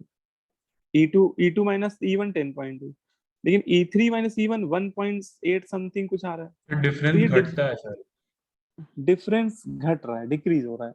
तो ये चीज हमें एनर्जी लेवल डायग्राम में भी शो करनी होगी, है ना। देखो मैंने क्या किया, E1 और E2 का जो डिफरेंस है वो थोड़ा ज्यादा दिखाया गैप, लेकिन E3 और E2 का गैप कम कर दिया, मैंने कर दिया कम। वो इसीलिए कम किया है क्योंकि एनर्जी लेवल डायग्राम में हम लोग ये मान के चल रहे हैं कि नीचे से ऊपर जाने पर एनर्जी बढ़ रही है ना। तो ये बात तो सही है कि जैसे जैसे फर्स्ट से सेकंड में जा रहे हो, सेकंड से थर्ड में जा रहे हो, तो एनर्जी बढ़ तो रही है, लेकिन हर दो कॉन्जिक्यूटिव ऑर्बिट के बीच की एनर्जी कम होती जा रही है। ठीक है। ऐसे ही आप 4 और 3 का बीच का डिफरेंस निकालोगे तो वो और कम आएगा। ठीक है। ऐसे आप करके देख सकते हो। तो E4 कितना आएगा, E4 हो जाएगा -13.6, 1²/4², ये आएगा माइनस का 8.5 वोल्ट इलेक्ट्रॉन वोल्ट। ठीक है। तो फोर्थ ऑर्बिट की एनर्जी आ गई माइनस का 8.5 इलेक्ट्रॉन वोल्ट। ऐसे ही फिफ्थ ऑर्बिट की निकालोगे तो वो आएगी माइनस का 0.54, है ना। इसका मतलब जैसे जैसे न्यूक्लियस से दूर जा रहे हैं हम लोग, एनर्जी तो बढ़ती जा रही है, लेकिन हर दो कॉन्जुगेटिव ऑर्बिट की एनर्जी का डिफरेंस क्या होता जा रहा है, ये डिफरेंस कम होता जा रहा है। बोलो भाई। ऐसे ही फिर हम लोग लास्ट ऑर्बिट को इनफाइनाइट ऑर्बिट बोल देते हैं, और इनफाइनाइट जैसे ही उस फॉर्मूले में आप n की जगह इनफाइनाइट रखोगे, है ना, तो देखो n इनफाइनाइट रखने पे ये एनर्जी क्या हो जाएगी, 0, है ना, 1 अपॉन इनफाइनाइट स्क्वायर, तो 0 आ जाएगा, 1/इनफाइनाइट 0। इसका मतलब जो एटम की सबसे लास्ट ऑर्बिट होगी, जिसको हम लोग थ्योरी में इनफाइनाइट ऑर्बिट बोल देते हैं, क्योंकि फिर ऑर्बिट बहुत पास पास होने लगती हैं, उनकी काउंटिंग कर पाना डिफिकल्ट होता है, तो सबसे लास्ट ऑर्बिट को थ्योरी में हम लोग इनफाइनाइट ऑर्बिट बोलते हैं, और उसकी एनर्जी हम लोग क्या ले लेते हैं, 0। ठीक है। तो इसका मतलब अगर हम लोग इन सारी एनर्जी को अरेंज कर दें एक डायग्राम में, तो वो डायग्राम इस तरह से बनेगा। ठीक है। सबसे पहले फर्स्ट ऑर्बिट की एनर्जी लिख देंगे -13.6, फिर सेकेंड ऑर्बिट की एनर्जी -3.4, थर्ड को थोड़ा और पास मतलब गैप कम करते जाएंगे, थोड़ी पास पास बनाएंगे ऑर्बिट। फोर्थ ऑर्बिट थोड़ी देखिए और नजदीक आ गई थर्ड के, फिफ्थ ऑर्बिट थोड़ी और नजदीक आ गई, सिक्स और पास आ गई। ऐसे आप देखते आ रहे हैं कि ऑर्बिट नजदीक होती जा रही है, और एक समय आता है कि ऑर्बिट ओवरलैप भी करने लगती है ना। तो फिर लास्ट में मैंने मान लिया कि ये कोई अल्टीमेट ऑर्बिट है, इनफाइनाइट ऑर्बिट है, और इनफाइनाइट ऑर्बिट की एनर्जी मैंने क्या ले ली, 0 ले ली। तो ये जो डायग्राम आप देख रहे हैं, this is called energy level diagram of hydrogen atom. ये हाइड्रोजन एटम का क्या है, एनर्जी लेवल डायग्राम है। ठीक है। बताओ इसमें किसी को कोई बात ना अभी क्लियर हुई है तो बताइए, कोई भी पॉइंट ना समझ में आया।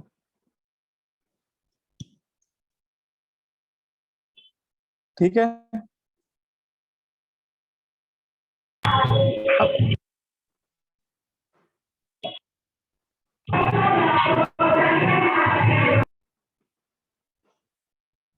पीयूष बेटा, बहुत शोर आ रहा है, आप माइक ऑन ही ऑफ ही रखो, ऑन ना करो। ठीक है।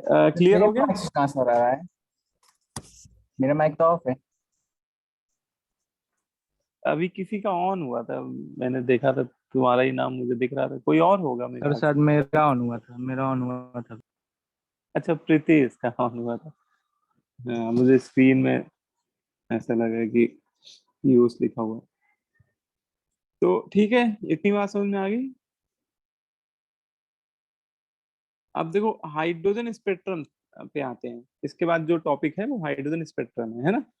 देखो हाइड्रोजन स्पेक्ट्रम क्या होते हैं, इनको थोड़ा समझ लेते हैं। स्पेक्ट्रम कहते किसको हैं, ठीक है। स्पेक्ट्रम अगर बोलें तो स्पेक्ट्रम को कैसे डिफाइन करेंगे, कोई बताना चाहेगा स्पेक्ट्रम क्या होता है। Sir, the band of the 7 colors formed, sir, when white light passes through a prism. हाँ ठीक है, विजुअल स्पेक्ट्रम होते हैं। ठीक है। आप लोगों को देखो बेसिक पता है, ऐसा नहीं कि बेसिक नहीं पता है, थोड़ा क्योंकि छोटी क्लासों में पढ़ा दिया जाता है। स्पेक्ट्रम एक्चुअली क्या होता है, स्पेक्ट्रम किसी पर्टिकुलर रेडिएशन, है ना, जैसे कोई रेडिएशन है, जैसे हम लोगों ने मैक्सवेल थ्योरी में पढ़ा था। मैक्सवेल ने हम लोगों को बताया कि नेचर में तरह तरह की रेडिएशंस होती हैं, है ना। ये बात सबसे पहले मैक्सवेल ने ही बताई थी। रेडिएशन में अल्ट्रावायलेट रेज भी होती हैं, एक्स रेज भी एक इलेक्ट्रोमैग्नेटिक रेडिएशन है ना। विजिबल रेज जो हम लोग देख सकते हैं, इलेक्ट्रोमैग्नेटिक रेडिएशन में केवल जो हम लोग देख पाते हैं वो केवल विजिबल रेडिएशन को ही देख पाते हैं। ठीक है। बाकी और कोई रेडिएशन हम लोग देख नहीं सकते डायरेक्ट, है ना। जैसे आपके आंखों के सामने से एक्सरे निकल जाए, आपको पता ही नहीं चलेगा कि एक्सरे निकल गई, है ना। या आप ऐसे समझिए आपके मोबाइल्स में जो माइक्रोवेव्स आ रही हैं, वोडाफोन, एयरटेल, है ना, अलग अलग, रिलायंस, जियो, अलग अलग कंपनी की, तो क्या हमें वो माइक्रोवेव दिखती हैं, नहीं दिखती हैं। No sir. ठीक है ना। रेडियो वेव्स अलग अलग चैनल ब्रॉडकास्टिंग करते हैं, तो रेडियो वेव और बोला ये जाता है, मतलब कि एक थ्योरी इसके पीछे ये भी है कि बोलते हैं कि अगर नेचर ने हम लोगों को ऐसा बनाया है, इंसान को, कि हम लोग ये रेडिएशन देख नहीं सकते हैं। और अगर सपोज हम लोग के अंदर ऐसी कोई पावर आ जाए कि हम लोग सारी रेडिएशन दिखने लगे, तो हम लोग पागल हो जाएंगे। हम लोग का ब्रेन काम, ये एक बहुत वैसा पॉइंट बात बताई मैंने आपको, क्योंकि इतनी सारी आपको अगर सारी सपोज रेडिएशन दिखने लगे ना, तो आप जिस रूम में बैठे हुए हैं उसी में ना जाने कितनी रेडिएशन आपकी बॉडी को चीर के निकल रही है। माइक्रोवेव, है ना, आईआर रेज, जैसे आप ब्लूटूथ ऑन करते हो तो मोबाइल से आईआर रेज निकलती हैं, ठीक है, रेडियो वेव, और ये सब आपकी बॉडी को पिनिट्रेट करके जा रही है। आप अगर आपको रियल सीन देखेगा तो आपको लगेगा कि ये हो क्या रहा है। आप हम लोग एक रेडिएशन युग में जी रहे हैं, और जब से कोरोना आया तब से तो और रेडिएशन, घर घर में वाईफाई लग गया। बात समझ में आ रही है? तो यस हम लोग, है ना, चलो अच्छा, अब आते हैं, चलो मुद्दे की बात करते हैं। जो स्पेक्ट्रम है, स्पेक्ट्रम क्या होता है? कोई भी इलेक्ट्रोमैग्नेटिक रेडिएशन में अलग डिफरेंट डिफरेंट वेवलेंथ की लाइंस होती हैं, है ना। जैसे विजिबल रेडिएशन जो हम लोग देख सकते हैं, केवल उन्हीं की बात कर लेते हैं पहले, कि विजिबल रेडिएशन में 7 रंग होते हैं, ठीक है, आप लोग बचपन से पढ़ते आ रहे हो, विग ब्योर, ठीक है। और अगर हम अगर एक सिंपल एक्सपेरिमेंट करा भी आप लोगों ने होगा कि एक नॉर्मल प्रिज्म ले लें, और एक प्रिज्म से अगर हम लोग ये व्हाइट लाइट को पास कराएं, white light actually in 7 colour का मिक्सचर होता है, इन 7 कलर का मिक्सचर एक्चुअली व्हाइट होता है, ठीक है। और अगर व्हाइट लाइट को या व्हाइट लाइट को विजिबल रेडिएशन बोलते हैं, विजिबल रेडिएशन को प्रिज्म से पास कराएं, तो प्रिज्म की क्वालिटी होती है कि वो इन 7 वेवलेंथ को, ये जो विजिबल रेडिएशन में 7 रंग हैं, 7 कलर हैं, इनको सेपरेट कर देती है, ठीक है। और अगर यहाँ पे फोटोग्राफिक प्लेट वगैरह रख दीजिए, तो उस फोटोग्राफिक प्लेट में आपको 7 कलर एक सिस्टमेटिक ऑर्डर में अरेंज होते हुए दिखाई देंगे। जैसे वेवलेंथ के इंक्रीजिंग ऑर्डर में, है ना, आपको वो अरेंज होते हुए दिखाई देंगे, विग ब्योर जिसको हम लोग बोल देते हैं। और ये जो पैटर्न आपको दिख रहा है, this pattern is known as spectrum, spectrum of visible radiation. लेकिन ये जो स्पेक्ट्रम है ये विजिबल रेडिएशन का है ना, क्योंकि इसमें जो हम लोग लाइट पास करा रहे हैं वो विजिबल रेडिएशन है। ऐसे स्पेक्ट्रम हर एक रेडिएशन के होते हैं, जैसे एक्सरे के भी स्पेक्ट्रम होते हैं, है ना, आईआर के भी स्पेक्ट्रम होते हैं, रेडियो वेव, माइक्रो, सबके स्पेक्ट्रम बनते हैं। बस वही है कि जो हम लोग देख पाते हैं फोटोग्राफिक प्लेट पे, जो स्पेक्ट्रम हमें दिखाई देते हैं, वो हम लोग केवल देख पाते हैं, अपनी आईज से देख पाते हैं केवल विजिबल रेडिएशन को, ठीक है, विजिबल स्पेक्ट्रम को, है ना। बोलो भाई। अब इसमें अच्छा, क्या इसका मतलब जो दूसरे रेडिएशन है उनको हम लोग डिटेक्ट ही नहीं कर सकते हैं? तो ऐसा नहीं है, बहुत सारे इंस्ट्रूमेंट ऐसे बन चुके हैं जिनसे हम लोग किसी दूसरे रेडिएशन के स्पेक्ट्रम को भी देख सकते हैं। और ऐसे इंस्ट्रूमेंट को हम लोग क्या बोलते हैं? स्पेक्ट्रोस्कोपी बोलते हैं, है ना, क्या बोलते हैं? स्पेक्ट्रोस्कोपी, ठीक है। तो जो स्पेक्ट्रोमीटर बोलते हैं, सॉरी, अगर कोई स्पेक्ट्रोमीटर एक ऐसी डिवाइस होती है जिससे हम लोग किसी मतलब कि जो माइक्रो ये बोल रहे हैं इलेक्ट्रोमैग्नेटिक रेडिएशन, उसके स्पेक्ट्रम को हम लोग देख सकते हैं, ठीक है, मतलब उनको डिटेक्ट कर सकते हैं।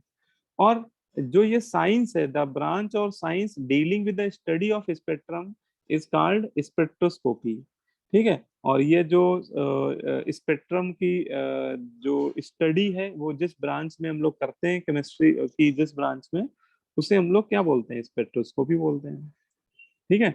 अब इसका क्लासिफिकेशन देख लीजिए। स्पेक्ट्रम को 2 तरह पहले क्लासिफाई कर देते हैं, based on nature and based on origin. Nature के बेसिस पे स्पेक्ट्रम कॉन्टिन्यूअस भी हो सकते हैं, डिस्क्रीट भी हो सकते हैं, ठीक है। कॉन्टिन्यूअस का मतलब समझ रहे हो, जैसे विजिबल लाइट के रेडिएशन जो है ये कॉन्टिन्यूअस स्पेक्ट्रम का एग्जाम्पल है ना। ऐसा क्यों? क्योंकि इसमें जो सातों कलर आ रहे हैं बेटा ये कॉन्टिन्यूअस ऑर्डर में अरेंज होते हैं, इसमें कोई भी वेवलेंथ मिसिंग नहीं होती है। जो विजिबल लाइट का रेडिएशन हम लोग देखते हैं इसमें सारे वेवलेंथ एक कॉन्टिन्यूअस ऑर्डर में अरेंज होते हैं और कोई भी वेवलेंथ बेटा मिसिंग नहीं होती है, ठीक है। लेकिन अगर मान लिया जाए कोई ऐसा स्पेक्ट्रम आपको दिखाया जाए जिसमें कोई बीच में मान लो एक कलर गायब हो, कोई भी एक कलर, जैसे मान लो कि ग्रीन कलर गायब हो जाए इस स्क्रीन से, ऐसा कोई स्पेक्ट्रम दिखे, बाकी सब हो, कोई एक कलर गायब हो जाए, तो वो स्पेक्ट्रम कैसा हो जाएगा? डिसकंटीन्यूअस हो जाएगा, है ना। और डिसकंटीन्यूअस स्पेक्ट्रम को ही डिस्क्रीट स्पेक्ट्रम बोल देते हैं। हाँ बताओ बेटा।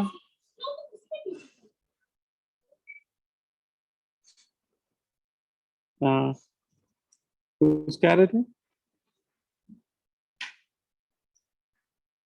ठीक है, तो डिसकंटीन्यूअस स्पेक्ट्रम को ही डिस्क्रीट स्पेक्ट्रम बोलते हैं। डिस्क्रीट स्पेक्ट्रम बैंड के फॉर्म में भी हो सकता है, लाइन के फॉर्म में भी हो सकता है, ठीक है। वैसे हम लोग को मतलब है लाइन स्पेक्ट्रम के। लाइन स्पेक्ट्रम एक्चुअली हाइड्रोजन और हाइड्रोजन लाइक स्पेसीज में जो स्पेक्ट्रम बनते हैं वो लाइन स्पेक्ट्रम ही बनते हैं, ठीक है ना। और जो बैंड स्पेक्ट्रम होते हैं ये मल्टी इलेक्ट्रॉनिक स्पेसीज में बनते हैं, है ना। सिंगल इलेक्ट्रॉनिक स्पेसीज में लाइन स्पेक्ट्रम बनते हैं, लेकिन अगर एक से ज्यादा इलेक्ट्रॉन है, मल्टी इलेक्ट्रॉनिक स्पेसीज अगर कोई है, तो उसमें बैंड स्पेक्ट्रम बनते हैं, ठीक है। चलो फिर आज टाइम हो गया है मेरे ख्याल से, अब अगली क्लास में मैं कराऊंगा, ठीक है। इसी के आगे मैं कराऊंगा यहीं से स्पेक्ट्रम थ्योरी से। और आपको एक वर्कशीट में भेजूंगा। बोर मॉडल आप लोगों ने पढ़ लिया है पूरा, तो बोर मॉडल के फॉर्मूलों पे बेस्ड एक आपको मैं वर्कशीट भेजूंगा, आप लोग अटेम्प्ट करिएगा। सीट से भी कर सकते हैं, सीट में बोर मॉडल का एक एक्सरसाइज है पूरा, आप देखिएगा सेक्शन सी है या डी है, देख लीजिएगा, सीट में मिल जाएगा आपको, तो वो कर लीजिएगा आप लोग, ठीक है। Yes, sir. Yes Yes, sir. है ना बोर मॉडल। और कल की क्लास, कल है क्लास? एक बार जरा कोई जल्दी देख के बताओ, कल क्लास है कि केमिस्ट्री नहीं? नहीं है सर, है केमिस्ट्री की नहीं है सर। केमिस्ट्री नहीं है अच्छा, तो सैटरडे को होगी फिर मेरे ख्याल से। सर, सैटरडे को भी नहीं है सर सर। सैटरडे को छुट्टी है सर। मेरे को कोई क्लास नहीं है। अच्छा, मतलब इस वीक में तीनों क्लास हो गई, बड़ी जल्दी हो गई। यस मैं सोच रहा होता है डिस्कशन संडे को रख दे, संडे को कोई टेस्ट तो नहीं है आप लोगों का? No no sir. No sir, no sir. Actually मुझे मोल कॉन्सेप्ट की सीट डिस्कस करनी थी, अभी मोल कॉन्सेप्ट की सीट हुई नहीं ना आपके बैच में, यस सर, होगी डिस्कस। है ना? तो ऐसा करिए आप लोग, संडे को मैं मॉर्निंग में रख दूंगा 8 बजे। अगर कोई और रखे, जैसे आरटी सर वगैरह हो सकता रखते हैं तो उनको बता देना कि एसआईडी सर ने पहली क्लास रख दी है, ठीक है। तो Yes, sir. मॉर्निंग में 8 बजे टाइम में रखा संडे, और उसमें मोल कॉन्सेप्ट की सीट डिस्कस करूंगा, आप लोग अटेम्प्ट कर लीजिएगा अगर आपने, ठीक है। Yes, sir. Exercise 1 and exercise 2। तो चलो फिर ठीक है, आप लोग अगली नेक्स्ट क्लास को अभी हो गया आपकी, अटेंड करिए आप। Thank you, sir. Thank you, sir. Thank you, sir. हाँ ओके बेटा।